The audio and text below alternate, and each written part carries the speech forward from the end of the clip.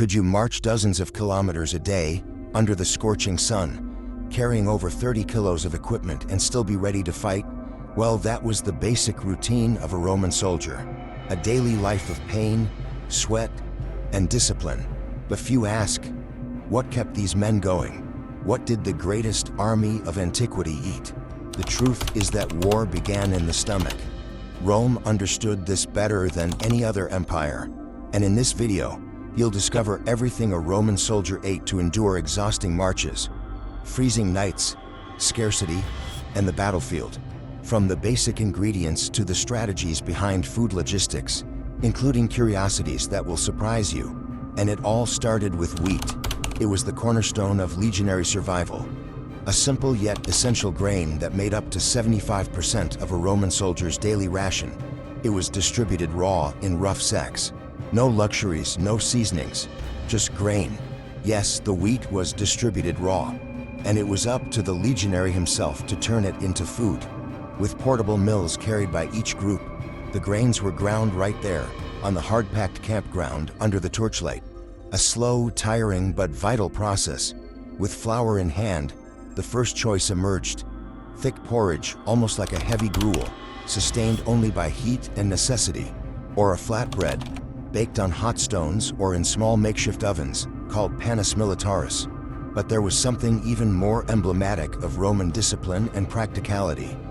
The buxulatum, a biscuit hard as stone, dry, resistant to time and travel. Ideal for long marches, where there was no time to cook. It was so dense it had to be softened in water or wine before eating.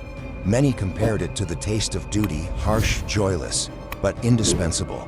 This war bread could last weeks, even months without spoiling. And on distant campaigns where scarcity reigned, it meant the difference between returning home or rotting in a forgotten trench. But not all grains had the same prestige in Rome's legions.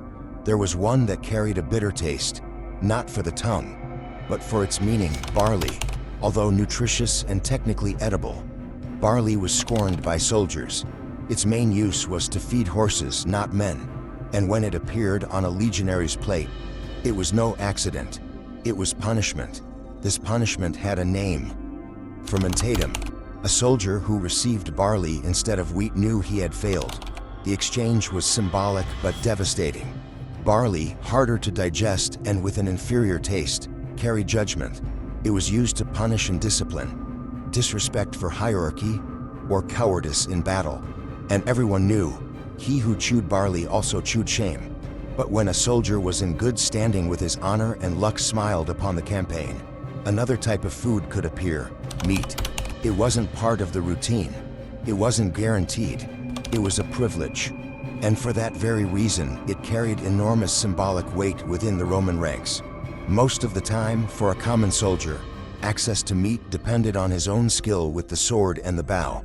Hunting was encouraged among the legionaries, both as a means of supply and as a veiled form of training.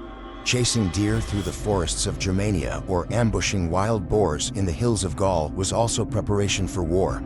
Hares, wild pigs, local birds, anything that walked, flew, or crawled could become an improvised feast.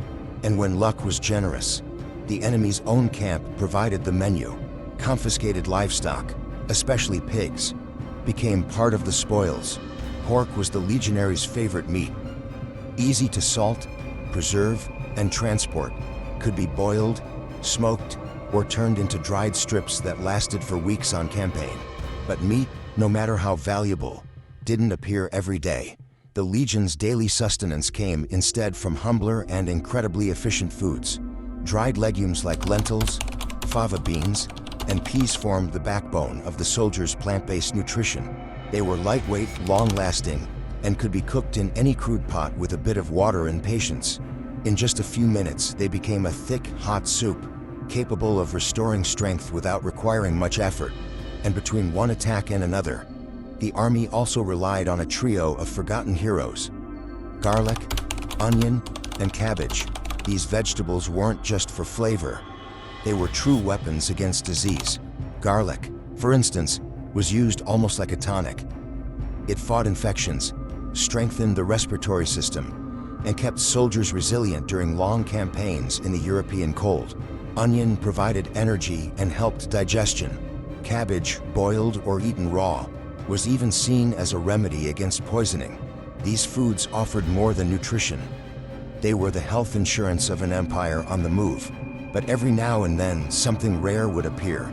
A sweet touch in the midst of brutality. Dried fruits, figs, dates, raisins. They weren't always available, but when they were seen as a blessing. Light, durable, and extremely high in calories. Perfect for critical moments. Amid sieges, battles, or extreme weather, a small portion could make the difference between enduring or fainting in the field.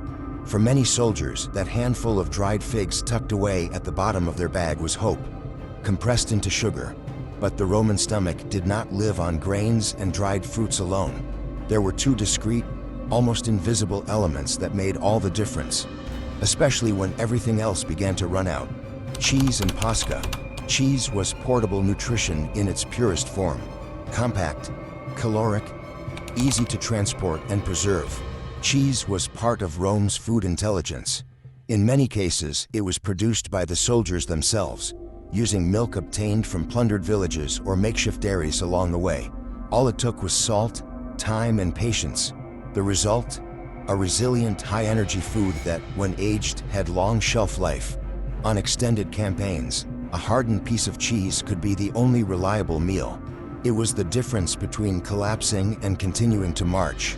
Are you over 40? Pay attention, your prostate needs care. Prostaviv is a natural supplement made for men who want to improve their performance with their partner, boosting vitality and confidence. It also helps reduce bathroom trips, improve sleep quality, and gives you more energy every day. Take care of yourself now. Click the link in the description or scan the QR code on the screen to claim your exclusive offer. And when thirst struck, wine was a luxury reserved for officers.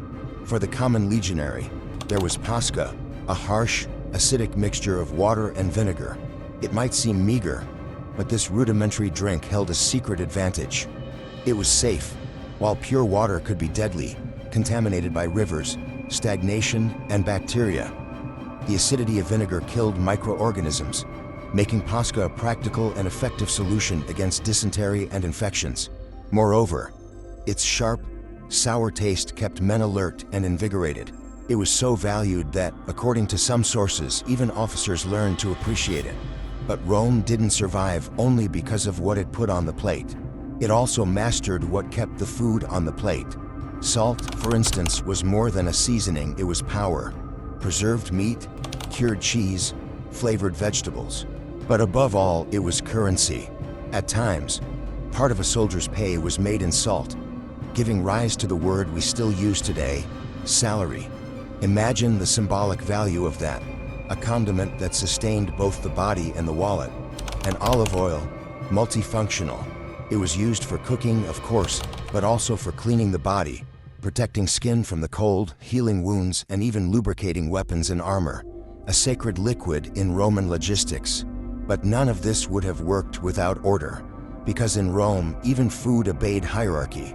Every ration delivered, every barrel of oil transported, every sack of wheat stored. All was part of a greater system, an invisible, precise, almost mathematical mechanism that operated with the same discipline as a battle line formation. Specialized sentries, composed of soldiers, technicians, engineers, and clerks, were designated exclusively to ensure that hunger would never break the spirit of a legion. They calculated supply routes, identified sources of drinking water, organized stockpiles, and knew with precision how many mouths there were to feed, and for how many days. They organized the supplies with almost religious rigor. They took care of cleaning water containers, monitored transports, chose the best collection points, because a contaminated source could kill more than an armed enemy. Nothing was improvised. Nothing was left to chance. These men, though far from the shine of spears and the glory of combat, were the true squires of survival. If soldiers triumphed on the battlefield, it was because they had not been defeated by hunger. This silent logistic system allowed Rome to move like a precise machine, feeding itself with exactness, adapting to every terrain, conquering without exhaustion. While enemy armies starved or fell ill during long campaigns, the Roman legions pressed on, sustained by a diet that combined simplicity, durability, and military planning. In the end, the legionary diet wasn't a feast, but it was never meant to be. It was a strategy, a silent code of resilience. Now, I want to hear your thoughts. Which part of the Roman diet surprised you the most? Do you think you could survive eating like a Roman soldier for a week? Drop your answer in the comments. I'd love to know what you think. And if you enjoyed the story and want to see more epic content like this, don't forget to leave a like and subscribe to the channel. In the video appearing on your screen, we'll reveal the secrets of the mighty Roman Navy.